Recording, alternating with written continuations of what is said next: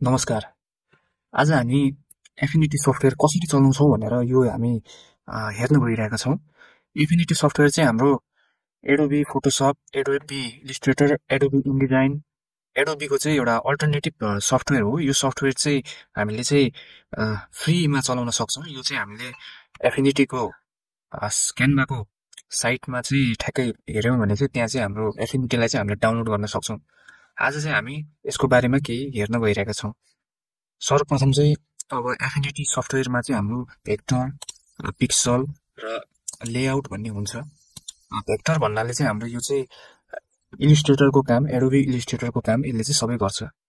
अब यसमा चाहिँ हामीले भेक्टरमा चाहिँ हाम्रो चाहिँ इलिस्ट्रेटर सम्बन्धीका सबै कामहरू हुन्छ, डिजाइनका कामहरू हुन्छ। त्यसै गरी पिक्सलमा चाहिँ हाम्रो फोटोसप सम्बन्धी कामहरू हुन्छ। त्यसै गरी लेआउटमा चाहिँ हाम्रो इनडिजाइनको कामहरू हुन्छ। अब यसमा चाहिँ पहिला सुरु चाहिँ हामीले फाइल क्रिएट गर्नुपर्ने हुन्छ। त्यसको लागि फाइलमा जाउँ, त्यसपछि न्यू क्लिक गरिसकेपछि चाहिँ हाम्रो यहाँ विभिन्न किसिमका लेआउट आउँछ। यो लेआउटमा चाहिँ हाम्रो A3, A4, A5 गरेर विभिन्न लेआउटहरू छन्। त्यसै गरी हामीले यहाँ सेटिङहरू पनि गर्न सक्छौँ, page wide, page height, DPI लगायतका। त्यसपछि हामी क्रिएट डकुमेन्ट गर्छौँ। क्रिएट डकुमेन्ट गरिसकेपछि चाहिँ हाम्रो यहाँ नयाँ एउटा डकुमेन्ट आउँछ। आइसकेपछि अब यो डकुमेन्टमा चाहिँ हामीले चाहिँ आज चाहिँ भेक्टर को बारेमा चाहिँ भेक्टर प्यानलको बारेमा हामी सिक्न गइरहेका छौँ। भेक्टरमा चाहिँ हाम्रो चाहिँ यहाँ चाहिँ विभिन्न टुलहरू दिएका छौँ। यो टुलहरू चाहिँ ठ्याक्कै हाम्रो चाहिँ एडोबी इलिस्ट्रेटरसँग मिल्दोजुल्दो टुलहरू छन्। अब यो टुलहरूमा चाहिँ हाम्रो पहिला सुरु चाहिँ यो चाहिँ हाम्रो ठ्याक्कै मुभ टुल आउँछ। अब यो मुभ टुलले चाहिँ हाम्रो मुभ गर्ने काम गर्छ। कुनै हामीले यहाँ क्रिएट गऱ्यौँ भने हाम्रो यो रेक्ट्याङ्गललाई चाहिँ मुभ गर्ने काम गर्छ। अब मुभ गर्दाखेरिमा यहाँ चाहिँ हाम्रो विभिन्न दिएका छ। अब यसलाई रोटेट गर्नु पर्यो भने चाहिँ हामीले साइडमा थिचेर यसरी चाहिँ हामीले यहाँ रोटेट गर्न सक्छौँ। यसरी हामीले यहाँ चाहिँ रोटेट गर्न सक्छौँ। यो भयो मुभ टुलको काम। त्यसै गरी हाम्रो चाहिँ यहाँ चाहिँ अर्को आर्टबोर्ड दिएको छ। आर्टबोर्ड भन्नाले चाहिँ हाम्रो जसरी हामीले चाहिँ फोटोसपमा पेजहरू बनाउन सक्छौँ, त्यसै गरी हाम्रो यहाँ आर्टबोर्ड नयाँ नयाँ आर्टबोर्ड पेजहरू बनाउन सक्छौँ। यो हाम्रो आर्टबोर्डको काम भयो। त्यसै गरी हाम्रो चाहिँ यहाँ चाहिँ नोट टुल दिएको छ। नोट टुल भन्नाले चाहिँ हाम्रो यो कुनै पनि रेक्ट्याङ्गल अथवा सेपको चाहिँ हामीले चाहिँ यसरी चाहिँ सेलेक्ट गरेर हामीले यसरी चेन्ज गर्न सक्छौँ। त्यसै गरी हाम्रो अर्को छ point transform tool. Point transform टुलले चाहिँ हाम्रो सेपलाई चाहिँ स्केल गर्ने काम गर्छ। ठ्याक्कै यो पोइन्टबाट चाहिँ मिडल पोइन्टबाट चाहिँ यसरी चाहिँ हाम्रो चाहिँ यो सेप चेन्ज हुन्छ। त्यसै गरी हाम्रो यो कर्नर टुलले चाहिँ हाम्रो चाहिँ ठ्याक्कै सर्कलको सेपमा यसलाई चाहिँ रेडियस रेक्ट्याङ्गल अथवा कुनै सेपको चाहिँ यसरी चाहिँ कुनै कर्नरमा सेलेक्ट गरेर चाहिँ हाम्रो चाहिँ यो यसरी सेपहरू चेन्ज गर्न सक्छौँ। यसको लागि चाहिँ हामीले चाहिँ यसरी नयाँ नयाँ सेपहरू बनाउन सक्छौँ। यो हाम्रो यसरी नयाँ नयाँ सेप हामी लोगोको लागि विभिन्न किसिमको सेपहरूको लागि यसरी क्रिएट गर्न सक्छौँ। त्यसै गरी हाम्रो अर्को सेप छ। यो चाहिँ हाम्रो ठ्याक्कै कन्ट्रोल टुल भन्छ यसलाई। यसले चाहिँ ठ्याक्कै रेडियस स्ट्रोकको पाथ यसरी बढाउने काम गर्छ। त्यो इनमा गयो भने यस्तो हुन्छ, भित्र यसरी हामीले ठेल्यो भने बाहिर गयो भने यसरी चाहिँ हाम्रो यो सेपमा जान्छ र यसलाई हामीले सेपमा ठ्याक्कै अब यही सेपमा हामीले ठिक छ भनिसकेपछि चाहिँ हामीले यहाँ बेक अपियरेन्स गरेपछि यो नयाँ सेपमा ट्रान्सफर्म हुन्छ। त्यसै गरी हाम्रो अर्को टुल छ पेन टुल। पेन टुलको काम चाहिँ अब पेन टुलको काम चाहिँ यही हो। अब पेन टुलले गर्ने कुनै सेपहरू हामीले बनाउनु पर्यो भने हामीले यहाँबाट पेन टुलबाट बनाउन सक्छौँ। यो तरिकामा यसरी बनाउन सक्छौँ। यसमा हामीलाई भित्र सेप चाहियो भने कुनै कलर चाहियो भने यसरी हामीले यहाँ दिन सक्छौँ। त्यसैगरी हाम्रो यहाँ छ पेन्सिल टुल। पेन्सिल टुलको चाहिँ अब हामीले फोटोसपहरू चलाउनु भएको छ भने ठ्याक्कै पेन्सिल टुलमा काम भनेको अब यो हाम्रो फ्री ह्यान्ड ड्र गर्न मिल्छ। अब यसलाई चाहिँ हामीले यसरी ड्र गर्न मिल्यो। अब यसको लागि चाहिँ हामीले यहाँ स्टेबिलाइज नै यसरी गऱ्यो भने चाहिँ यो चाहिँ अलि राम्रो सेपमा आउँदैन। तर हामीले जब स्टेबिलाइज थप्छौँ त्यसपछि चाहिँ हाम्रो यो सेपहरू चाहिँ अलि राम्रोसँग हाम्रो यो पोइन्टहरू क्रिएट हुन्छ, कर्भमा पोइन्टहरू क्रिएट हुन्छ। त्यसै गरी यो चाहिँ हाम्रो पाथ ब्रस टुल हो। अब यसले चाहिँ ब्रसको काम गर्छ। जस्तै हामीलाई चाहिँ यसरी कुनै ब्रसको काम गर्नु छ भने यसरी ब्रसको अब हामीले यहाँ स्ट्रोक पनि बढाउन पाइयो यसरी। त्यसै गरी अब यो ब्रसमा चाहिँ हाम्रो यहाँ चाहिँ गयो भने पाथ ब्रस साइडमा देख्नु भएको छ होला। अब यो चाहिँ हाम्रो विभिन्न किसिमको ड्रप डाउनहरू छ। अब यहाँ चाहिँ हाम्रो एक्रेलिक, ड्राई, इन्ग्रेभिङ, गौचेज, इमेज ब्रस होइन। अब एक्रेलिकमा जानुभयो भने यो चाहिँ हाम्रो ब्रस चाहिँ यसरी क्रिएट हुन्छ, अलिकति स्टाइलिस ब्रस आउँछ।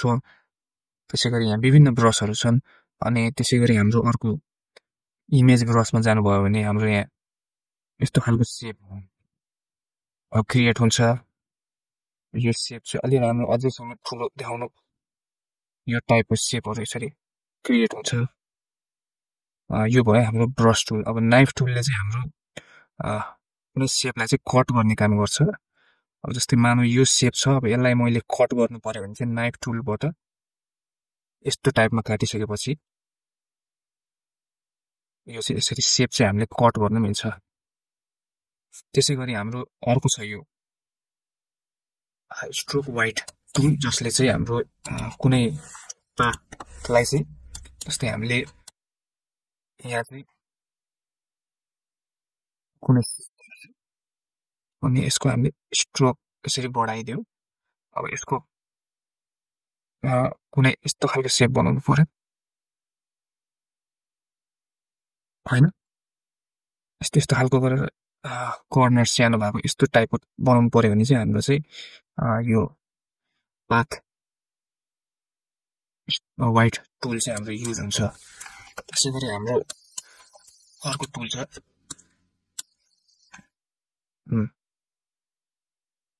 अर्को टुल चाहिँ फिल टुल छ। फिल टुलले चाहिँ अब हाम्रो फिल गर्ने कलर फिल गर्ने काम गर्छ। किन सेलेक्ट गर्छ यहाँ चाहिँ अलरेडी हाम्रो यो कलर लागू गरिएको छ। यो फिल टुल हामीले यहाँ सेलेक्ट गर्यो भने यसले चाहिँ हाम्रो यहाँ चाहिँ ग्रेडियन्टको काम गर्छ। यो ग्रेडियन्टलाई हामीले कलर चेन्ज गर्नु पर्यो भने चाहिँ यहाँ हाम्रो विभिन्न कलरहरू दिएको छ। यो कलरमा चाहिँ हामीले चाहिँ यहाँबाट यसरी चेन्ज गर्न सक्छौँ। अब यसलाई चाहिँ हामीले कुनै यस्तो खालको सेप बनाउन सक्छौँ। यो पोइन्ट चेन्ज गर्नु पर्यो भने यसरी यहाँबाट यो टाइपमा चेन्ज गर्न सक्छौँ। अब यहाँ हाम्रो सोलिड भनेको सोलिड टाइपमा जानुभयो भने हाम्रो यहाँ चाहिँ सोलिड गयो भने चाहिँ हाम्रो सोलिड कलर आउँछ। त्यसै गरी लिनियर गऱ्यो भने चाहिँ हाम्रो ग्रेडियन्टमा आउँछ। इलेप्टिकल गऱ्यो भने अलिकति सर्कल टाइपमा आउँछ। रेडियलहरू यस्तो यस्तो खालको हामीले सेपहरू क्रिएट गर्न सक्छौँ। त्यसै गरी अर्को हाम्रो छ ट्रान्सप्यारेन्सी टुल। अब यसले चाहिँ हाम्रो ठ्याक्कै एकापट्टिको ग्रेडियन्टमा चाहिँ ट्रान्सप्यारेन्सी क्रिएट गर्छ र अर्कोपट्टिमा चाहिँ हाम्रो कलर युज हुन्छ। त्यसको लागि चाहिँ हामीले चाहिँ कुनै सेप राख्यो भने यहाँ चाहिँ यो चाहिँ हाम्रो व्हाइट भन्दा नि यो यसको पछाडिको सेपको कलर चाहिँ छैन भन्ने कुरो हुन्छ। मानौ यो हाम्रो यो सेप छ, यसको कलर हामी यो राख्थ्यौँ। यसलाई चाहिँ हामीले यसरी फ्रन्ट ल्याइसकेपछि चाहिँ यसको कलर चाहिँ ट्रान्सप्यारेन्सी भयो।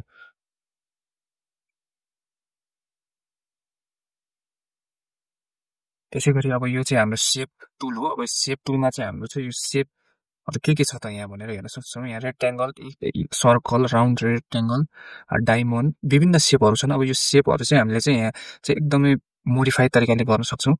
यो माथिको यो टुलमा चाहिँ हाम्रो सेपको चाहिँ कुन तरिकाले चाहिँ हामीले यसलाई अझै मोडिफाई गर्न सक्छौँ भनेर पनि यो यहाँ विभिन्न दिएको छ।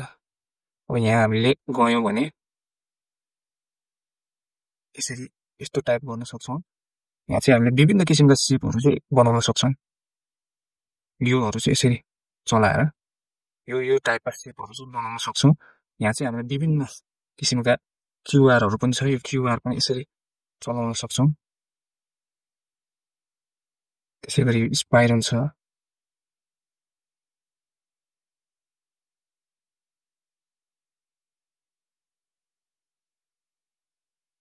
यसरी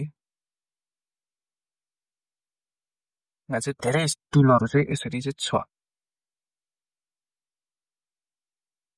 अनि हाम्रो अर्को आउँछ सेप बिल्डर टुल। अब यो सेप बिल्डर टुल भन्नाले चाहिँ अब यो दुईटा हामीले टुल ल्याइसकेपछि, दुईटा अब्जेक्ट भेक्टर ल्याइसकेपछि अब यसबाट चाहिँ हामीले कुनै सेप बनाउनु पर्यो भने चाहिँ हामीले चाहिँ सेप बिल्डर टुल युज गर्छौँ। अब यहाँ चाहिँ पहिला सुरु चाहिँ यसरी चाहिँ हाम्रो यहाँ चाहिँ नयाँ सेप क्रिएट हुन्छ। यसरी चाहिँ त्यसै गरी सेप बिल्डर टुलमा चाहिँ माइनस गऱ्यो भने चाहिँ यो टुल चाहिँ माइनस पनि हुन्छ। अल्ट थिच्यो भने चाहिँ हाम्रो चाहिँ यो टुल चाहिँ गायब हुन्छ। भित्र कुनै ओभरल्याप सेप चाहिँ हामीले चाहिँ गायब गर्न सक्छौँ। त्यसै गरी भेक्टर फ्लड टुल भन्नाले चाहिँ हामीले कुनै कलर फिल गर्नु पर्यो भने चाहिँ भेक्टर फ्लड टुल युज गर्छौँ। अनि हाम्रो यो चाहिँ टेक्स्ट टुल हो। अब टेक्स्ट टुलमा चाहिँ हामीले चाहिँ अब कुनै कुरा लेख्नु पर्यो भने चाहिँ हाम्रो यो टाइप टुल हो। अब टाइप टुलको चाहिँ हामीले विभिन्न काम गर्न सक्छौँ।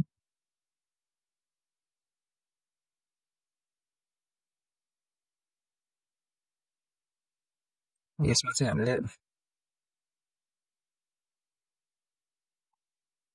यो तरिकामा चाहिँ विभिन्न टेक्स्टहरू चाहिँ यसरी लेख्न सक्छौँ। यहाँ चाहिँ अब अलाइनमेन्टका कुराहरू छन् होइन। यहाँ चाहिँ विभिन्न किसिमको अन्डरलाइन, बोल्ड, त्यसै गरी यस टेक्स्टलाई सानो ठुलो पार्ने, यसले ठुलो पारे, यसले सानो पारे, यो caps, upper case, lower case, sentence case, bold हामीले गऱ्यो भने फेरि इटालिक, अन्डरलाइन, स्ट्राइक थ्रु, स्टारको साइन, मुनिको हाम्रो बेसको साइन, धेरै कुराहरू हामीले यहाँबाट चाहिँ गर्न सक्छौँ। त्यसै गरी हाम्रो फ्रेम टेक्स्ट टुल छ। यो फ्रेम टेक्स्ट भन्नाले चाहिँ यहाँ चाहिँ हामीले चाहिँ फिलर यो सेपमा बाट चाहिँ हाम्रो चाहिँ टेक्स्ट चाहिँ बाहिर जाँदैन। यो टेक्स्टबाट चाहिँ हामीले यो साइजबाट चाहिँ यसरी हामीले अब यो म्यागजिनहरूमा विभिन्न किसिमको बुकहरूमा चाहिँ यो राख्ने गरेका छौँ। यो तरिकाबाट राख्न सक्छौँ। त्यसै गरी हाम्रो यो प्लेस टुल छ। अब प्लेस टुलले चाहिँ हाम्रो विभिन्न खालको इमेजलाई चाहिँ प्लेस गर्न सक्छ। जस्तै यो इमेज छ, यो इमेजलाई यसरी हामीले प्लेस टुलबाट प्लेस गर्यौँ। त्यसै गरी हाम्रो अर्को टुल छ भेक्टर क्रप। अब भेक्टर क्रप भन्नाले चाहिँ अब कुनै पनि सेपहरू छ यहाँ, मानौँ विभिन्न यहाँ सेपहरू छ।